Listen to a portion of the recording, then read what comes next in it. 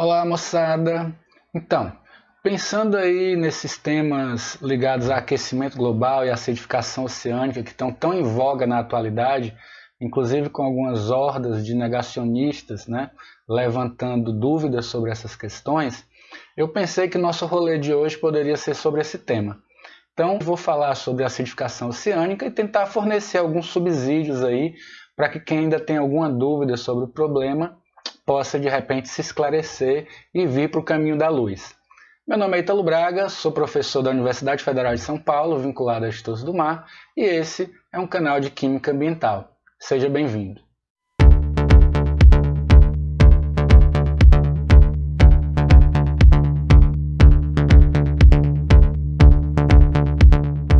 Observando o comportamento das pessoas e o que tem se falado nas redes sociais, eu tive a percepção de que, pelo menos parte das dúvidas sobre aquecimento global e acidificação oceânica tem relação com o fato de que as pessoas desconhecem algumas questões básicas sobre a física e a química dos oceanos, além de que não entendem como é possível obter informações sobre como era o clima, como eram as concentrações de CO2 na atmosfera em tempos remotos, antes mesmo da gente ter disponível a tecnologia que nós temos hoje. Vamos começar tentando entender como cientistas são capazes de obter informações sobre o clima do passado.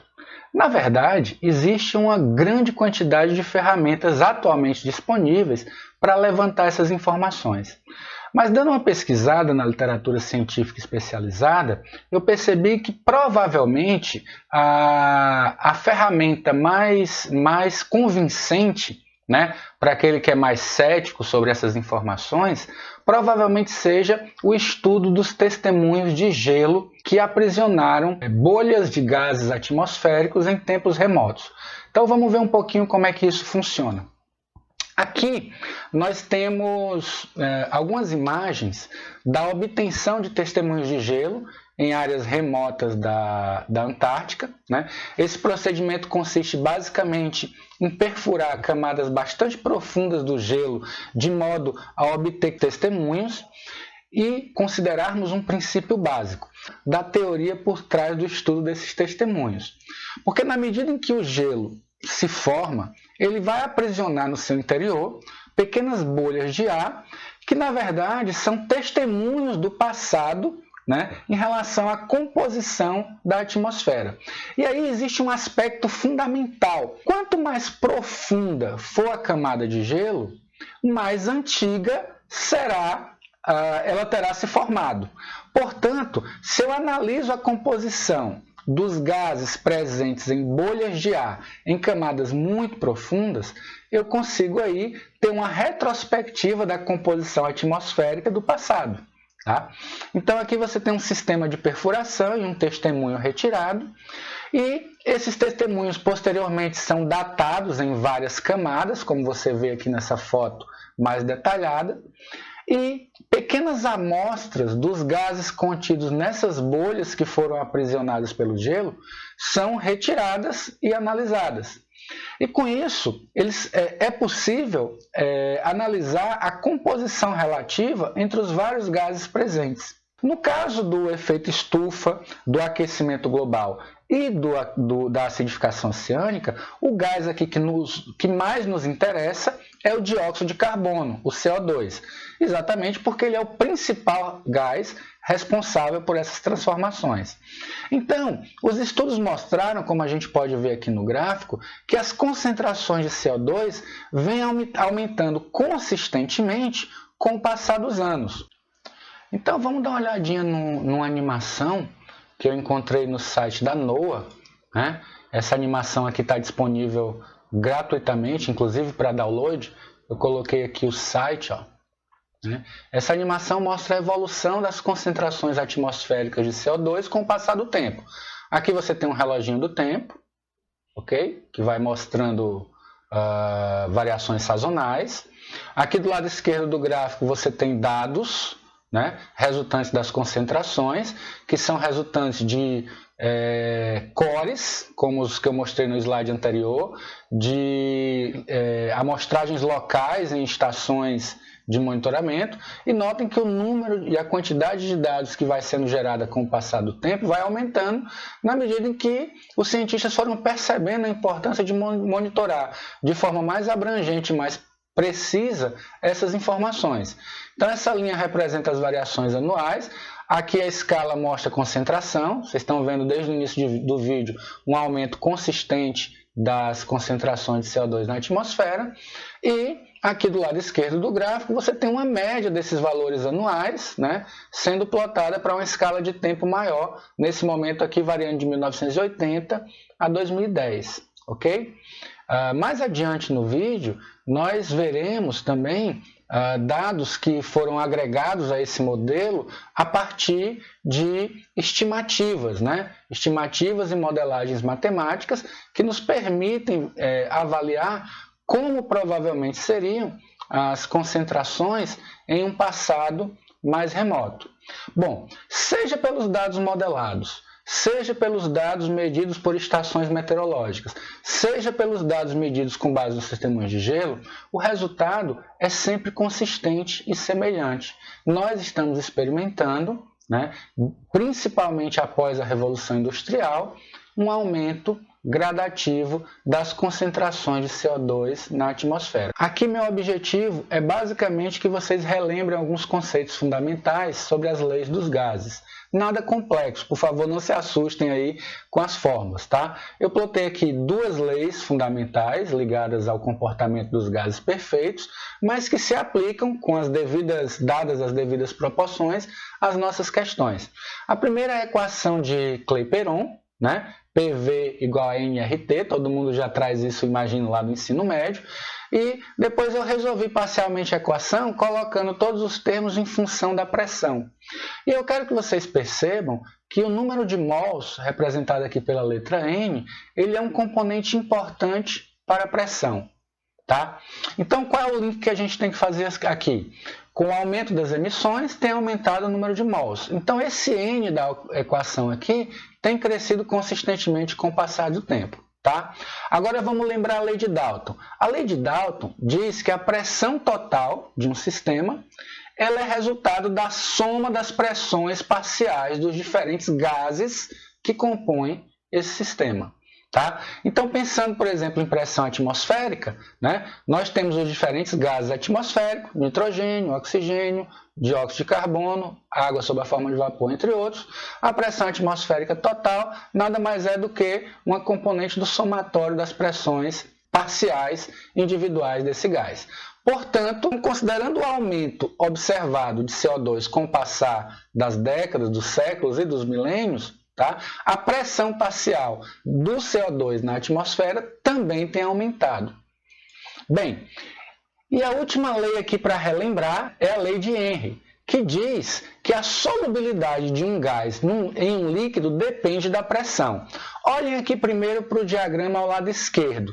Nós temos que com o aumento da pressão, representado aqui pelo abaixamento do êmbolo nesse sistema, o número de moléculas de um gás que se solubiliza no líquido aumenta.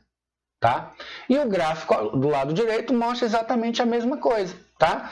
Que com o aumento da pressão, a solubilidade do gás tende a aumentar. Ora, como nós vimos, baseado na equação de Clapeyron e na lei de Dalton, a pressão parcial do CO2 vem aumentando consistentemente com o passar do tempo. E essa pressão parcial, esse aumento de pressão parcial, redunda em um aumento, em uma maior solubilidade desse gás em meios líquidos. Partindo desse pressuposto, penso que agora nós reunimos os subsídios fundamentais para entender o sistema carbonato, o sistema de tamponamento do oceano. Tá? Eu ainda aqui não estou discutindo aspectos ligados à acidificação dos oceanos. Primeiro eu estou querendo mostrar componentes normais do sistema de equilíbrio químico ácido-base no oceano. Então, de forma muito simplificada e retirando inclusive algumas moléculas, né, somente compostos do boro, entre outras, né, que podem participar desse sistema, nós temos aqui que o CO2 se solubiliza na água, então ele passa de CO2 gasoso para CO2 dissolvido. Na água, ele reagirá e vai dar origem a um composto chamado ácido carbônico. Esse ácido carbônico, por sua vez, tende a se dissociar, liberando hidrogênio, tá? E formando o íon bicarbonato, que tende novamente a se dissociar, agora no íon carbonato, e mais um próton, ou seja, mais um hidrogênio. Esse carbonato, por sua vez, ele vai se combinar eventualmente com o cálcio, dando origem a um composto chamado carbonato de cálcio.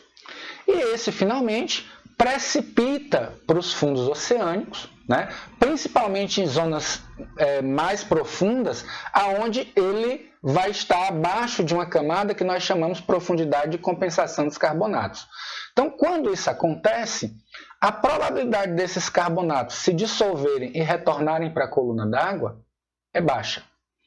Então, o que acontece? Esse sistema, ele tende a bombear carbono para o fundo oceânico, o que é desejável porque nós sabemos que o aumento das concentrações de gás carbônico provoca todas essas alterações das quais nós temos ouvido falar. Só que esse sistema, ele é profundamente sensível a variações. Ele está sujeito a variações de temperatura, de pH, de salinidade e de outros parâmetros físico-químicos. E aí percebam que a questão das mudanças climáticas afeta duas das principais propriedades que são sensíveis para esse sistema, que são exatamente o pH e a temperatura. Vamos adiante. Relembrando agora rapidamente o que é o pH. Tá? E aí eu estou usando aqui uma constante de dissociação da molécula de água para explicar para vocês. Então nós temos que a água, quando se dissocia, ela origina um íon hidrogênio e um íon hidroxila. Tá?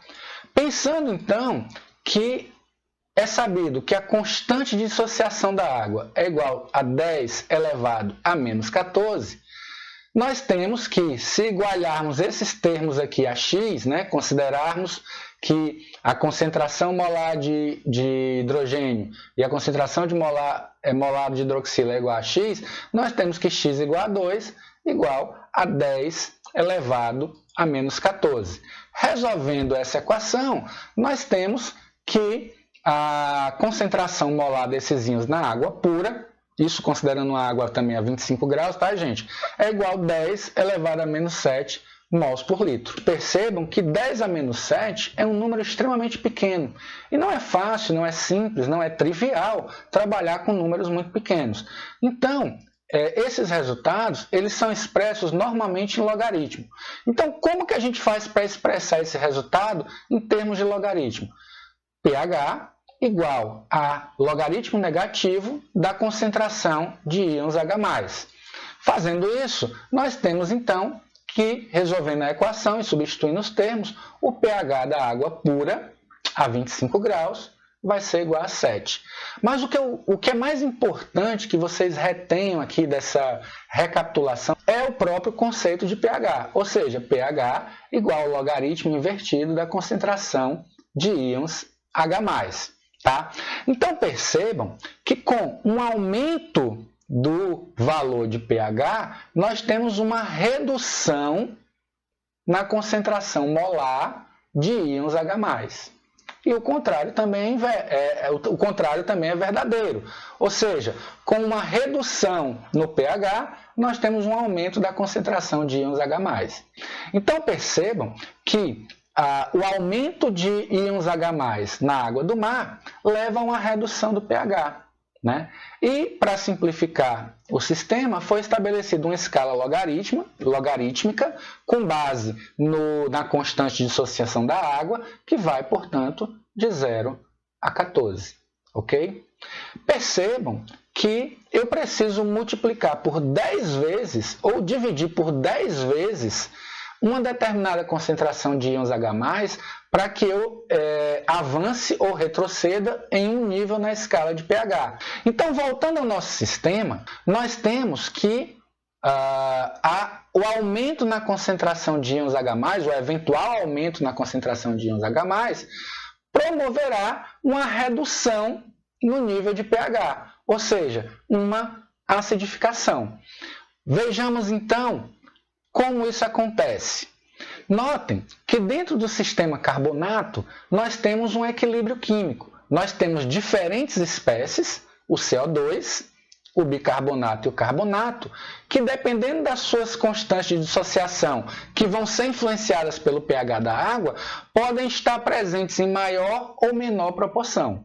Então, por exemplo, no pH da água do mar, que é algo em torno de 8, 8.1, 8.2, tá?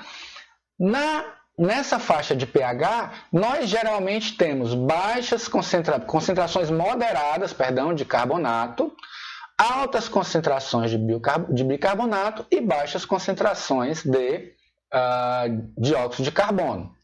Na medida em que o pH reduz, ou seja, com aumento na concentração de íons H+ na água do mar, nós vamos ter que algumas dessas espécies vão variar.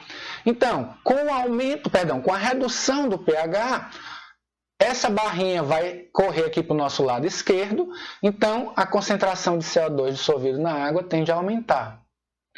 Também vai acontecer um aumento na concentração de íons carbonato, como nós podemos ver aqui. Ao passo que nós vamos ter uma redução, porque note que a barrinha está bem aqui, se ela se deslocar para a nossa esquerda, ela vai nos levar a uma redução nos íons carbonato. Tá? E, obviamente, como eu já mencionei, uma redução também no pH do sistema. Isso acarreta modificações importantíssimas no sistema. Tá? Então, lembre, no pH natural, nós temos o equilíbrio entre essas espécies químicas que nós mostramos. Na medida em que o aumento da pressão parcial de CO2, lembra lá da lei de Dalton, que eu acabei de falar, leva a uma maior dissolução, uma boa parte desse equilíbrio químico é deslocado em direção à formação de ácido carbônico e de bicarbonato. Ok? No entanto, lembrem que essas constantes de dissociação, elas desfavorecem o aumento na concentração de carbonato. Então, esse carbonato, por sua vez, ao invés de aumentar, como acontece com os outros, ele vai, na verdade, diminuir. Ok? E aí, vem uma questão fundamental. O carbonato, ele é um íon indispensável para se combinar com o cálcio e formar o carbonato de cálcio. O qual tem esse sistema aqui de precipitação e dissolução que nós já mencionamos. Na ausência ou na redução de íons carbonato, você não vai ter a formação do carbonato de cálcio, o que vai causar uma depressão na disponibilidade desse elemento para vários organismos, principalmente aqueles organismos que constroem estruturas corporais carbonáticas, como corais, moluscos, artrópodes, equinodermos, ou seja, uma boa parte dos principais e mais abundantes grupos taxonômicos do oceano. Ok? Então, gente, essa redução de carbonato é um dos mais graves problemas, tá, da acidificação oceânica. Bom, dito isso, nós temos então relações matemáticas bastante precisas. Esse gráfico mostra 3 parâmetros, tá, gente? Em vermelho, a concentração de CO2 atmosférico desde 1955 até 2015, como nós já vimos inúmeras vezes, está havendo um aumento consistente. Por sua vez, um aumento na disponibilidade, ou seja, na solubilidade desse mesmo gás na água do mar, mostrado em verde. Tá? O que é que faz com que essas duas variáveis aqui sejam tão relacionadas? A lei de Dalton, que eu expliquei logo há pouco. Na medida em que isso acontece, e considerando todos os mecanismos que eu acabei de apresentar do sistema carbonato, nós temos também experimentado uma redução nos níveis de pH.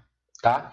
Essa redução tem sido observada apenas mais recentemente com o desenvolvimento de aparatos tecnológicos que permitiram medidas mais acuradas. Ok? E aí, talvez a gente pense, quais as consequências disso para os organismos? O IPCC ele elaborou diversos cenários, diversas estimativas geradas com base em dados obtidos em campo e também com base em retrospectivas do passado. O IPCC gerou modelos que permitem estimar em que fase dessas alterações nós nos encontramos e aonde elas eventualmente podem nos levar. Então aqui nós temos duas barras, tá? A barra 1 representa apenas a variação na acidificação oceânica, né?